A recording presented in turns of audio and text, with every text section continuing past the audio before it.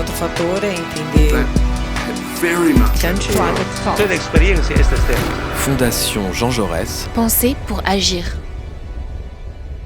Thomas Linbonne, bonjour. Bonjour. Vous êtes historien et journaliste et on va aborder aujourd'hui la situation politique, sociale et économique en Suède. Alors première question, la Suède a choisi de ne pas confiner sa population, ce qui a constitué en Europe une exception par rapport aux autres États membres.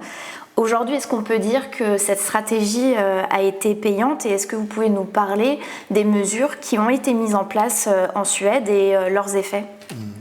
Je pense d'abord que c'est de plus en plus difficile de dire que est-ce qu'on a réussi ou pas réussi. Au début, surtout pendant l'hiver dernier, on se disait on a absolument raté avec cette manque de confinement parce qu'on avait une montée de morts, une mortalité qui est beaucoup plus élevée que dans d'autres pays.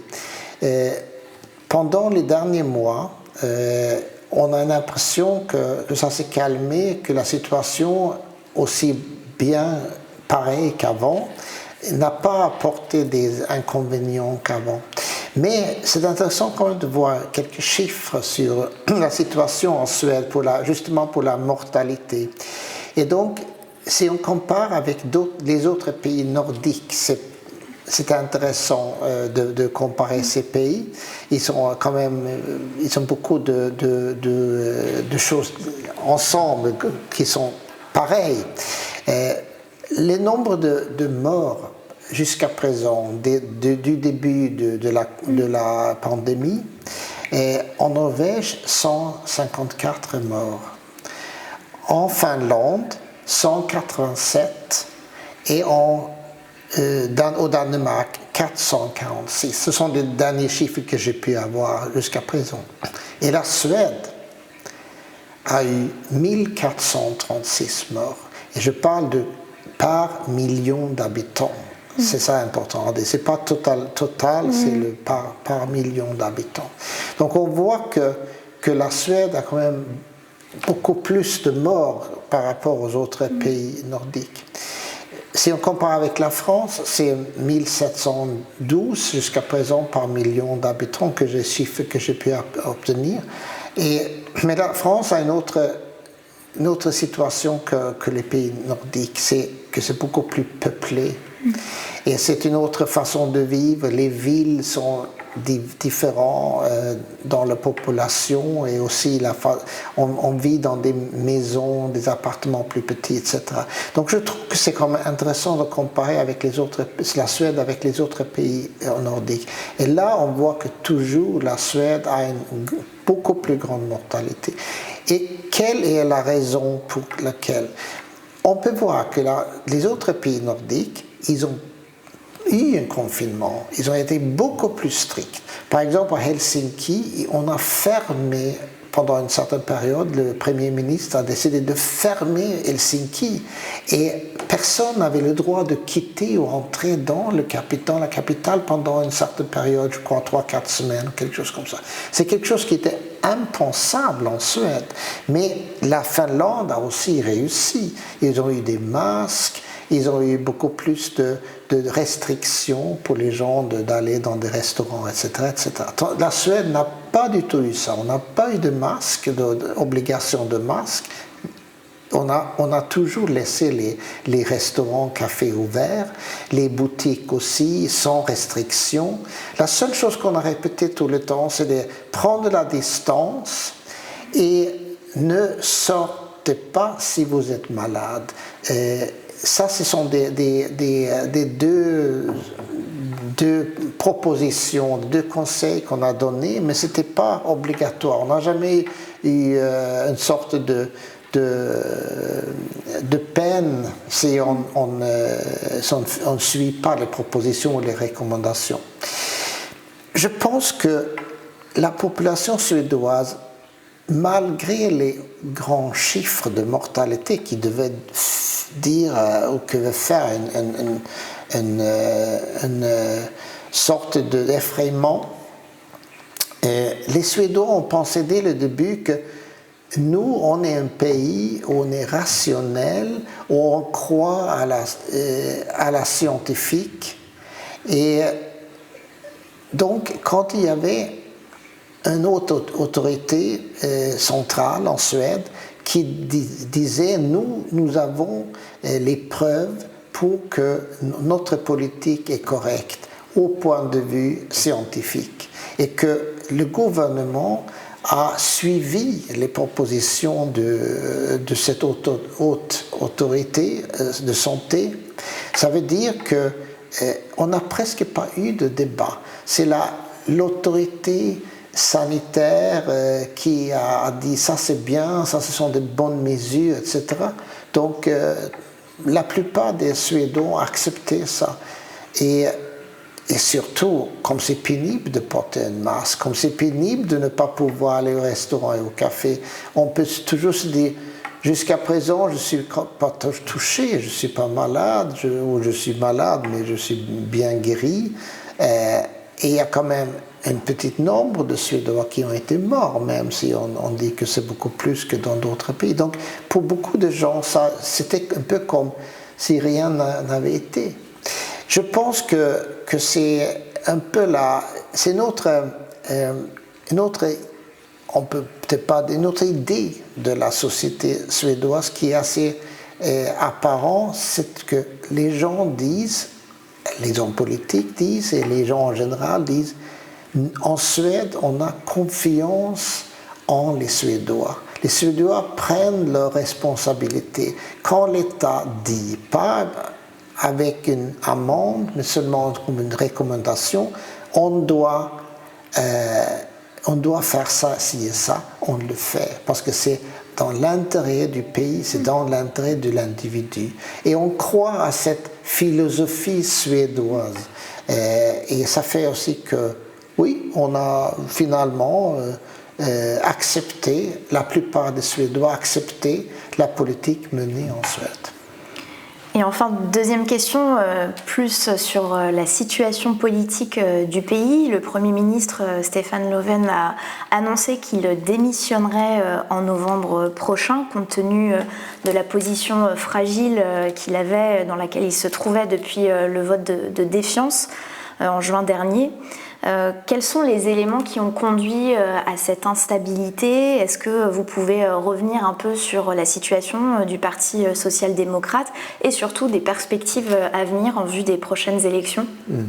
D'abord, quand on parle de la situation politique en Suède qui est très instable depuis la dernière élection en 2018, il ne faut pas oublier que la Suède c'est un pays avec une constitution parlementaire.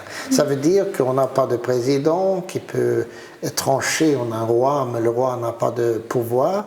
Donc il y a toujours une question de trouver une sorte de majorité au Parlement. Et après l'élection de 2018, les sociaux-démocrates ont perdu quelques pourcents et ils se sont trouvés dans une situation politique où c'était très difficile à trouver une majorité. Finalement, ils ont trouvé une majorité, mais c'était en acceptant un politique du centre du spectre politique suédoise, avec surtout le parti centriste, qui est un parti au point de vue économique et social assez néolibéral. Donc, ils ont été obligés de faire ça. Ça veut dire qu'ils ont laissé le parti de gauche, qui a avant été le soutien obligatoire pour que les sociaux-démocrates pendant très longtemps a pu gouverner le pays. Ils ont perdu ce soutien. Et c'était la cause de cette vote mécontentement dans le Parlement au mois de juin où le parti de gauche justement a bouleversé la situation en votant avec tous les autres partis contre les sociaux-démocrates. Et je crois qu'il faut comprendre la démission de Stefan Löfven dans ce qui s'est passé au mois de juin. C'est comme il ne pouvait plus continuer avec une campagne électorale l'année prochaine, de de mener le pays et mener le parti aussi, même surtout le parti. Donc il a pensé que c'est mieux de démissionner et laisser quelqu'un d'autre de prendre ma place. C'est ce qu'il avait fait, donc, et ça va se faire pour le mois de novembre, où probablement le ministre des Affaires et Finances va devenir le nouveau chef du parti et probablement aussi le chef du Premier ministre. Les sociodémocrates ont un problème. Donc, les dernières années, ils ont essayé de garder le pouvoir. Ça a été leur première occupation. Et il y a des gens qui sont pas gentils, qui disent que c'est la seule occupation du Parti social-démocrate, c'est garder le pouvoir. Mais c'est peut-être aller un peu trop loin, parce que pendant la période avant cette élection 2018, donc les 4 années précédentes, le parti a pu gouverner avec les partis de gauche comme soutien, et là ils ont quand même fait pas mal de choses, des réformes sociales, économiques, qu'on peut dire à gauche.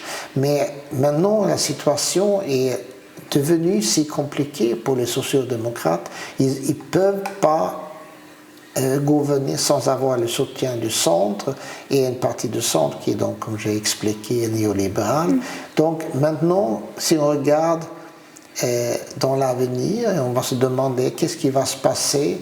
C'est déjà qu'est-ce qui va se passer pour l'élection 2022, mais déjà cet automne, on a un problème. Est-ce que le budget de l'année 2022 va être accepté par par le Parlement? Et ce n'est pas du tout sûr. Et qu'est-ce qui va se passer avec un nouveau Premier ministre, un nouveau leader du parti qui se trouve dans une situation d'être obligé de gouverner avec un budget de droite? Ça s'est déjà fait une fois pendant cette période, ce mandat de Stéphane Löfven. Il a été obligé un an de gouverner avec le budget de droite. Mais est-ce qu'ils vont faire ça une deuxième fois et juste avant la prochaine élection? Ça, c'était déjà une grande question. Mais si ça marche, si les sociodémocrates peuvent gouverner avec son propre budget, qui va être un budget qui n'a pas beaucoup de traits de gauche, évidemment, parce que c'est pas possible. Hein. Donc, ils vont rencontrer les électeurs au mois de septembre l'année prochaine, et avec une forte droite, l'extrême droite, les partis modérés, qui est la droite traditionnelle, et les libéraux qui vont aussi s'allier avec la droite. Et un centre, ce parti centre, qui pourrait aussi revenir comme avant, devenir un parti parmi les partis de droite. On ne peut pas être sûr. Donc la situation peut être très délicate pour les sociodémocrates après une élection.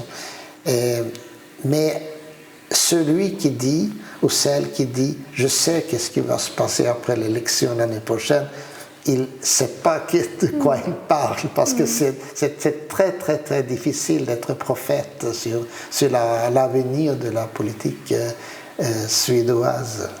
Donc aujourd'hui, ce qui se dessine, c'est finalement une coalition encore minoritaire du Parti social-démocrate, probablement avec les Verts. Oui, parce que jusqu'à présent, pendant ces 3 ans, le Parti social-démocrate a gouverné avec les Verts, voilà. Mais 2 partis qui sont pour beaucoup de choses différentes aussi, parce que le Parti des Verts, c'est un ancien parti urbain, classe moyenne, avec des questions sociétales comme prioritaires, évidemment le climat, tandis que les sociodémocrates traditionnellement étaient vraiment un parti du peuple, de l'industrie, etc. Même si ça a beaucoup changé, c'est toujours quand même les gens en général, quand ils pensent aux sociodémocrates en Suède, ils pensent à ça. Mais je pense que ce que le leader du Parti social-démocrate rêverait, c'est d'avoir une coalition l'année prochaine avec les Verts et les centristes, et avoir un soutien du Parti de gauche. Et si ça marche, ils peuvent avoir une majorité, mais même pas, c'est sûr. Donc, mais aussi une autre question, mais avec quelle politique? Donc encore beaucoup de questions à venir. Merci Thomas Lindbom pour votre éclairage, c'était très intéressant et on suivra de près la suite de la situation politique en Suède. Merci. Merci beaucoup.